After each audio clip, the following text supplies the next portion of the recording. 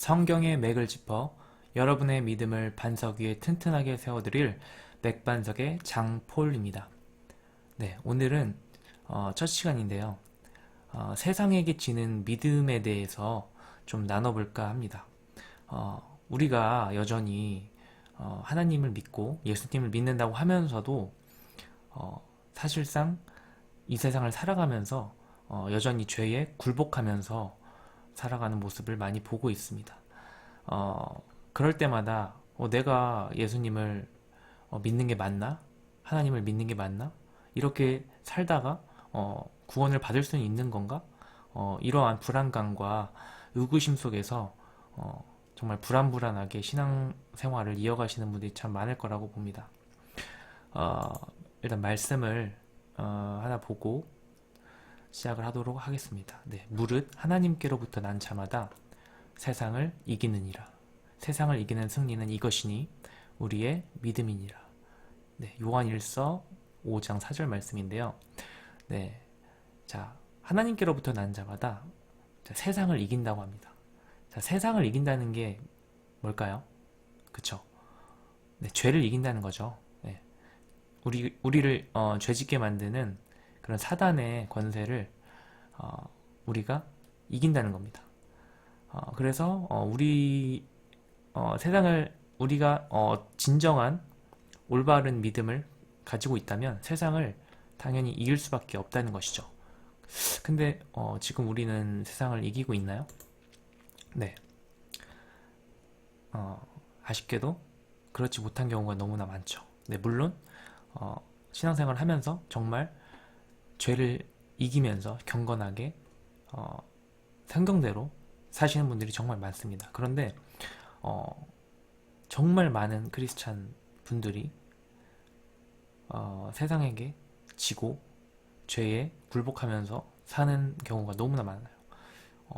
그리고 그 죄의 정도가 사실 크리스찬이 아닌 사람조차도 짓지 않는 그런 지나친 죄까지도 크리스찬이라고 하는 사람들이 짓는 경우가 많습니다. 네, 자, 지금 화면을 보시면 이런 특히 이제 목사님들 중에 성범죄에 관련된 그런 뉴스들이 많이 뜨죠.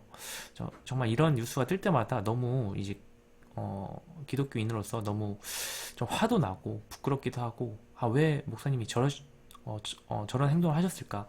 정말 너무 그 예수님의 얼굴에 목칠하는 것 같아서 너무 화가 많이 나는데요. 또 이런 뉴스도 있죠. 신학생이 수표를 위조해서 또 성매매, 이것도 또 성 관련된 범죄죠. 좀 이런 정말 너무나 부끄러운 그리고 극악무도한 이제 살인까지 저지르는 그런 범죄를 저지르고 있습니다. 네. 자, 그리고 이것도 굉장히 이제 부끄러운 사례죠. 자, 강남에 어떤 대형 교회가 있는데 70여 명이서 패싸움을 했다고 합니다.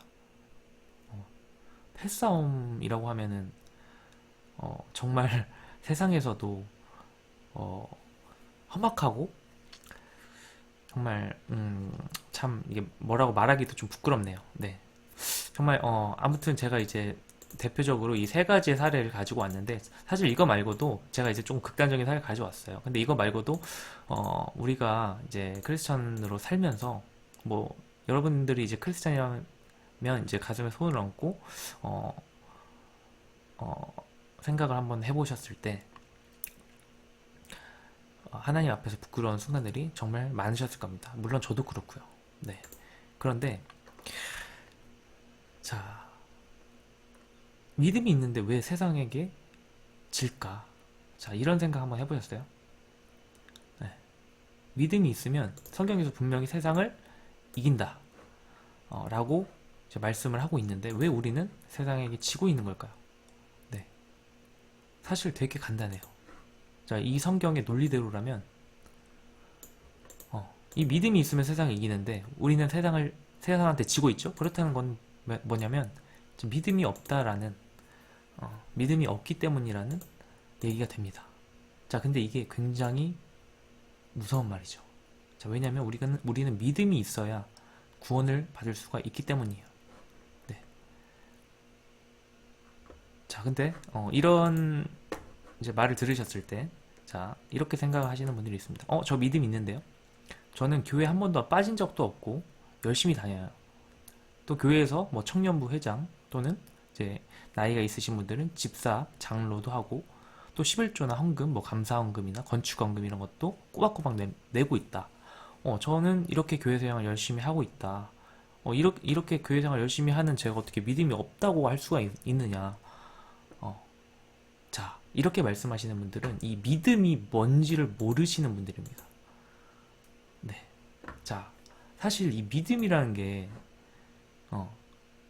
굉장히 추상적인 단어죠. 추상적인 개념이죠. 네, 믿음이라는 게 눈에 사실 보이나요? 안 보이죠. 근데 이 추상적이고 눈에 보이지도 않은 이 애매한 개념을 우리는 진짜 말 그대로 애매하게 알고 있어요. 근데 이 믿음이란 게 그렇게 애매하게 알 대상인가요? 이 믿음이 없으면 우리가 구원을 받을 수 있나요? 네, 구원을 받을 수 없죠. 근데 그만큼 이 구원에 직결된 게 믿음 아닙니까? 근데 이 믿음이 구원에 직결됐음에도 불구하고 우리는 그냥 믿음을 정확하게 알 생각을 안 해요. 네. 그냥 교회 열심히 다니는 게 이게 믿음이겠지. 그냥 뭐 예배 시간에 좀 회개하고 눈물 좀 흘리고 이러면 이게 믿음이겠지. 이렇게 생각을 하고 그냥 자기의 어떤 기준, 자기의 느낌의 기준에 따라서 이 믿음을 이어나가시는 분들이 사실 너무너무나도 많습니다. 네, 그래서 자, 내가 가진 믿음이 진짜 믿음일까 의심을 해야 됩니다. 이거는 아무리 의심해도 지나치지 않습니다. 왜냐하면 우리의 구원과 직결되기 때문이죠. 진짜 그냥 내 느낌대로 그냥 이게 믿음인 것 같아. 그래서 그 믿음을 가지고 뭐 한 80년을 살았어요. 그리고 80년 뒤에 죽었어요. 근데 하나님 앞에 갔을 때 너 80년 동안 너가 믿는다고 했는데 그 믿음은 내가 인정하는 믿음이 아니야. 그렇게 하나님이 말씀하신다면 얼마나 허무할까요? 그리고 또 얼마나 두려운 일일까요? 네. 그래서 여러분들이 가진 믿음이 진짜 믿음인가를 의심해야 됩니다.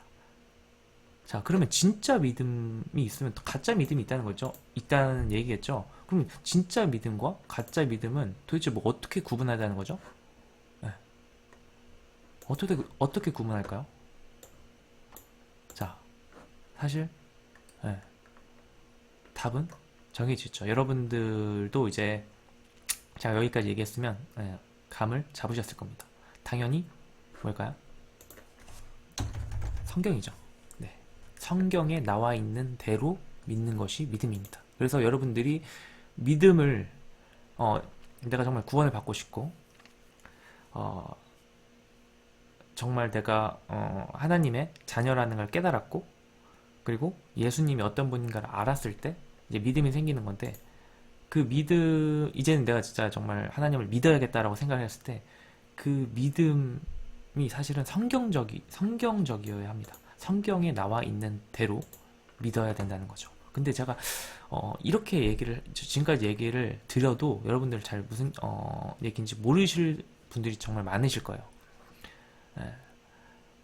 뭐 신학생 분들은 이제 어느 정도 좀 눈치를 채시겠지만 제가 이 채널을 하는 이유는 이 영상을 올리는 이유는 정말 아무것도 모르시는 분들 그냥 정말 신학이나 뭐 이런 거 성경이나 이런 거 정말 거의 모르시는 분들이나 아무것도 모르시는 분들을 대상으로 하는 건데 그런 분들이 사실 너무 많아요.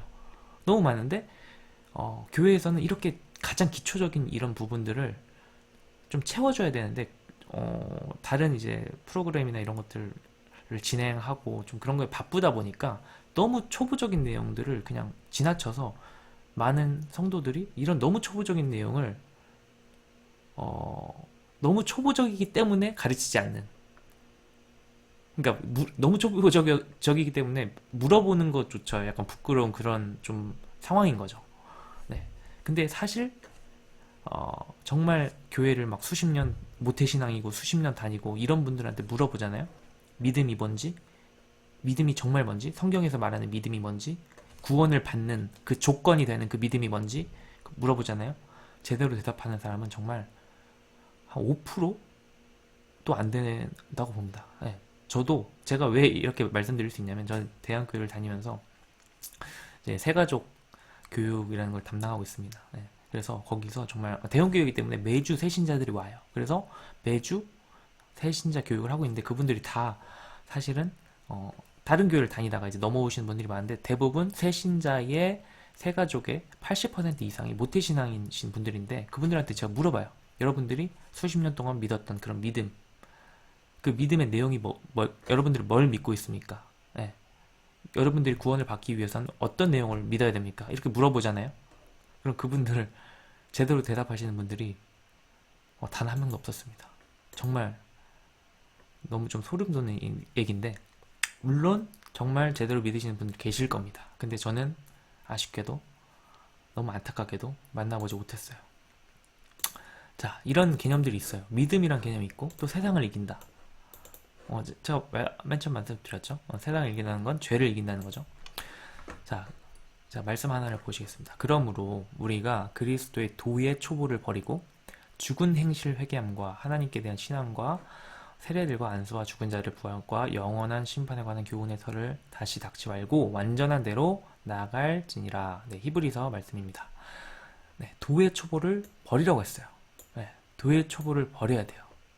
그리고 죽은 행실을 또 회개하라고 했습니다.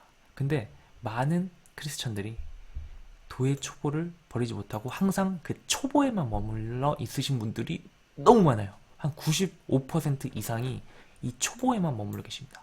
이 초보에 머물러 있을 때의 부작용이 뭐냐? 죽은 행실을 잘 회개할 수가 없어요. 네. 왜냐면 이걸 왜 회개해야 되는지를 잘 모르는 거예요. 항상 도의 초보. 도의 초보가 어느 수준이냐면 그냥 죽은 다음에 내가 지옥 가는 게 무서우니까 이 지옥 가는 거에 대한 무서움 때문에 예수님을 믿는 거. 네, 여기까지가 딱 도의 초보인 거예요. 근데 왜 예수님을 믿으면 왜 구원을 받게 되는지 그런 어떤 원리나 좀 핵심적인 그런 내용들을 얘기해봐라. 그냥 간단하게라도 얘기해봐라. 했을 때 대답을 하시는 분들이 정말 적다는 거죠. 자, 신앙의 초보에만 머무는 사람들. 그럼 도대체 왜 이렇게 많은 분들이 신앙의 초보에만 머무를까요? 자, 네. 답은 뻔하죠. 성경을 아는 지식이 이제 부족하기 때문이야. 네. 자, 말로는 예수님을 믿는다고 하지만 믿기 전과 후의 삶이 변화가 없는 이유, 그리고 하나님 앞에서 계속 부끄러운 삶을 사는 이유, 네, 바로 이겁니다. 성경을 아는 지식이 부족하기 때문입니다. 네, 왜 부족할까요? 네, 왜 부족할까요? 관심이 없어요. 네. 두 번째로는 알려주는 사람이 없어요. 자, 제가 진짜 정말 안타까운 부분 중 하나가 뭐냐면 저는 이제 개신교 신자입니다. 네, 개신교 신자입니다. 근데 제가 이제 주변 지인 중에 카톨릭 신자는 아니고 지금은 아닌데 카톨릭에서 이제 새신자 교육을 받았던 사람이 있어요. 근데 카톨릭에서는 6개월 동안 새신자 교육을 진행을 한다고 하더라고요. 6개월 동안. 네. 그리고 또 신천지에서 왜냐면 이제 코로나 때문에 유명해진 신천지에서도 6개월 동안 그 새 신자라고 해야 되죠? 네, 새 신자의 교육을 진행한다고 합니다. 그런데 우리 개신교에서는 제가 이제 있는 대학교에서는 딱 4주 합니다. 4주. 그러니까 4주인데 말이 4주지. 사실 일주일에 한 번인데 1시간씩이잖아요. 그러니까 4시간 하는 거예요. 이 4시간 동안 이 성경의 내용, 우리가 왜 구원받아야 되는지, 그 구원의 원리, 그리고 구원을 받은 다음에 우리 신자로서 어떻게 살아가야 되는지를 이 4시간 안에 다 배워야 되는 거예요. 말이 됩니까? 이 성경의 엄청난 이 방대한 66권의 분량, 그리고 예수 그리스도의 그 진리를 좀 정확히 깨닫고, 그리고 그 깨닫고 신자가 되었을 때 우리가 어떤 방향으로 살아가야 되는지 좀 계략적으로라도 우리가 잘 알기 위해서는 4시간이라는 시간은 턱없이 부족합니다. 네. 그래서 오히려 이런 부분에 대해서는 저는 이런 말 하고 싶지 않지만 카톨릭이나 뭐 신천지나 이런 데가 오히려 제대로 하고 있는 것 같아요. 근데 개신교는 이렇게 성경의 지식을 신자들한테 제대로 알려주는 시스템이 너무 부족해요. 근데 이거는 팩트입니다. 네, 이거는 팩트예요. 자, 근데 이게 왜 중요하냐면 성경을 아는 지식이 부족하기 때문에 세상을 이길 수도 없어요. 죄를 이길 수도 없어요. 네, 보셨죠? 제가 아까 네, 세상에 지고 있는 크리스찬의 모습들. 네, 그리고 더 나아가서는 성경 안에 지식이 부족하기 때문에 제대로 된 믿음이 아니라 그냥 신도들 각자들이 생각하는 어떤 자기만의 믿음을 가지고 잘못된 방식으로 신앙생활을 하는 거예요. 네. 잘못된 방식으로요. 그래서 근데 사실 성경에서 말하는 믿음은 딱 하나거든요. 자, 그래서 오늘 일단 여기까지만 제가 말씀드리겠습니다. 영상이 또 너무 길어지면 안 되기 때문에. 자, 마지막으로 제가 한 구절만 읽고 마치도록 하겠습니다. 오직 우리 주 곧 구주 예수 그리스도의 은혜와 뭐죠? 그를 아는 지식에서 자라가라. 네. 뭐에서 자라가라는 거죠? 지식에서 자라가라는 거예요. 네, 베드로 그 사도가 말씀하고 있죠. 그러니까 우리가 하나님과 교제를 하고 하나님과 더 친밀해지려면 뭐 물론 열심히 교회 나가고 열심히 기도하고 뭐 이런 절대적인 시간을 늘리는 것도 필요하겠죠. 근데 성경적인 지식, 성경에서 말하고 있는 하나님에 관한 지식, 예수님에 관한 지식 없이는 우리가 자라갈 수 없습니다. 근데 개신교가 신도들을 이 지식의 부분을 좀 채워주는 그런 부분에 대해서 너무나 부족한 실정이에요. 그래서 제가 이 채널을 사실 시작하는 이유입니다. 그래서 이 채널을 제가 앞으로 사실 너무 부족해요. 제가 이거를 할까 말까 너무 고민을 많이 했는데 제가 이제 대형 교회에서 이런 새가족 교육을 진행을 하면서 와, 정말 이 대한민국 그 개신교의 실태가 신자들의 그 성경적인 지식 그리고 믿음의 내용, 그러니까 올바른 믿음을 가지고 있는지에 대한 그런 상태가 참 심각합니다. 제가 이렇게 말하면 어떤 분들 너는 뭐 얼마나 잘 믿고 있는데 뭐 이렇게 생각하실 수도 있어요. 근데 저는 엄청 막 고단수의 뭐 정말 뭐 신학생 수준의 뭐 아니면 목사님 수준의 이런 지식을 얘기하는 게 아니에요. 정말 그냥 신자라면 예수님을 믿는 사람이라면 당연히 이 정도는 알아야 되는 그런 지식을 얘기하고 있는데 이런 지식조차도 설명할 수 없는 간단하게라도 말할 수 없는 사람이 너무나 많다는 거예요. 네, 그래서 제가 오늘 이 믿음이 뭔가 이 믿음의 내용에 대해서 제가 말씀을 아직 안 드렸어요. 제가 다음 시간부터 제대로 이제 말씀을 드릴 건데 우리가 참된 크리스찬으로 살아가려면 하나님을 기쁘시게 하는 크리스찬으로 살아가려면 성경 지식을 알아야 됩니다. 네, 그리고 관심을 가져야 돼요. 그냥 하나님을 그냥 나 힘든 거 도와주시는 분, 내 마음 힘든 상태인데 그냥 편하게 해주시는 분, 그냥 뭐라고 해야 될까요? 그런 어떤 그냥 내가 이 세상 살아가는데 힘든데 이 힘든 거 좀 해결해 주시는 어떤 수단, 이렇게만 생각을 하면 안 된다는 거예요. 네, 근데 이제 물론 이렇게 생각 안 하시는 분들 정말 많겠지만 이런 분들은 그런 분들은 이제 제외를 하고 얘기하도록 하겠습니다. 아무튼 제가 이제 말이 길어졌는데 제가 다음 시간부터 뭔가 더 이제 믿음이 도대체 이제 제대로 된 믿음, 성경에서 말하는 그 믿음이 뭔가 그거를 좀 제가 자세하게 얘기를 하도록 하겠습니다. 네. 그리고 제가 좀 그 방송을 진행하는 게 뭐 이렇게 막 편집을 되게 딱딱딱딱 하고 이런 스타일이 제가 아니라서 좀 이렇게 거칠게 이제 PPT를 띄워놓으면서 제가 그동안 이제 정리했던, 그리고 여러분들은 제가 뭐 하는 사람인지도 모르고 뭐 성경에 대해서 어느 정도 알고 있는 사람인지도 이제 모르기 때문에 이제 그런 부분들도 소통이 필요하고